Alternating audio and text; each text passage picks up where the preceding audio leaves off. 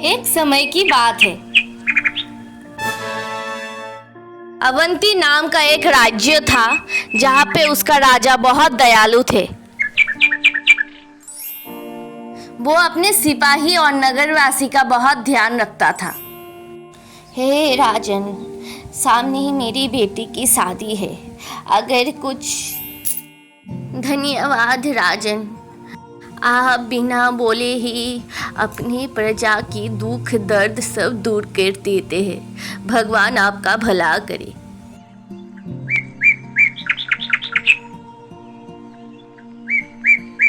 एक रोज राजा अपने वन में अकेला ही भ्रमण करने को निकला। अचानक बारिश शुरू हो गया।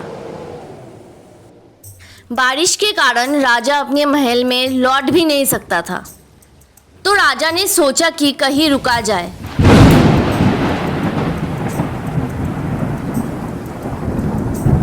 थोड़ी ही दूर में राजा को एक गुहा दिखाई दिया।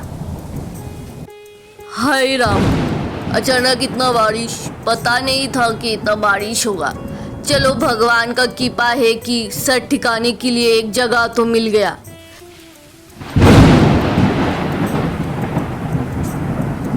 बारिश रुकने तक राजा उधर ही बैठा था। बारिश रुकते रुकते शाम हो गया। राजा अपने महल के लिए प्रस्थान किए। रास्ते में एक ड्रैगन फंसा हुआ था, जिसके अंडे के ऊपर गिद्ध मंडरा रहे थे। ड्रैगन के पूंछ में एक बड़ा पत्थर गिरा हुआ था। धीरे से ही राजा महल को जा रहे थे। पहले तो राजा ने उधर से गिद्ध को भगाया और ड्रैगन को आश्वासन देते हुए बोला, हे ड्रैगन, तुम अभी चिंता मत करना। तुम्हारे अंडे का और तुम्हारा रक्षा मैं करूंगा। पहले मैं तुम्हारे अंडे को घोंसले में रख लेता हूँ। तुम्हारा अंडा बिल्कुल ठीक है। तुम रुक जाओ, मैं अभी तुम्हारे ऊपर से पत्थर हटाता हूँ।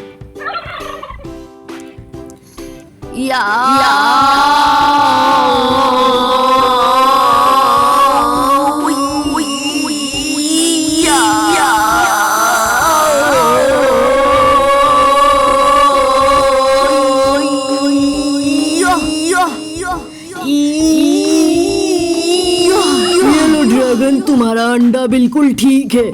राजा ने ड्रैगन और उसका अंडे का रक्षा किया। ड्रैगन ने प्रसन्न होकर राजा को एक वरदान दिया कि वो सभी पशु और पक्षी का भाषा समझ सके। हालांकि उसने इस शक्ति को गुप्त रखने के लिए भी शर्त लगा दी और कहा कि राजा ने अगर किसी को ये बात बताई तो राजा की मृत्यु हो जाएगी। ड्रैगन ने अंडा अपने पेट में छुपा लिया और राजा से अनुमति लेके उधर से चला गया। ऐसे ही दिन गुजरता गया।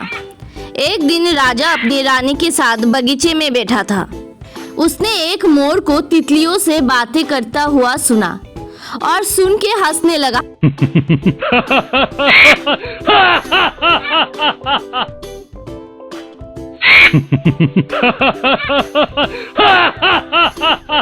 राजा हंसना बंद ही नहीं कर रहा था। वो मोर से बातें करने लगा। मोर भी राजा से बात करने लगा। रानी ये सब दूर से देख रही थी। रानी ने राजा से मुस्कुराने का कारण पूछा।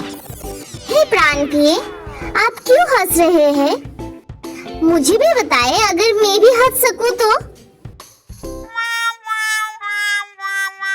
हे प्रिय, मैं इसके बारे में तुम्हें कुछ भी नहीं बता सकता। राजा ने रानी को बहुत समझाने की कोशिश की, पर रानी बार बार एक ही बारे में पूछ रही थी। आखिरकार राजा उसे रहस्य बताने के लिए तैयार हो गया। तभी आकाशवाणी सुनाई दी।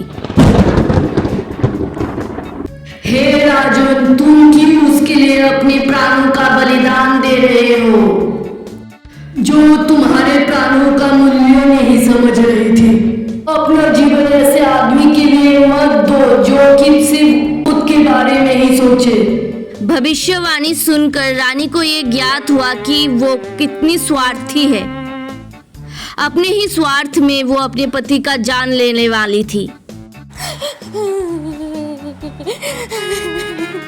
तभी राजा उसे समझाती है कि खुद का हट किसी का जीवन से बड़ा नहीं होता है।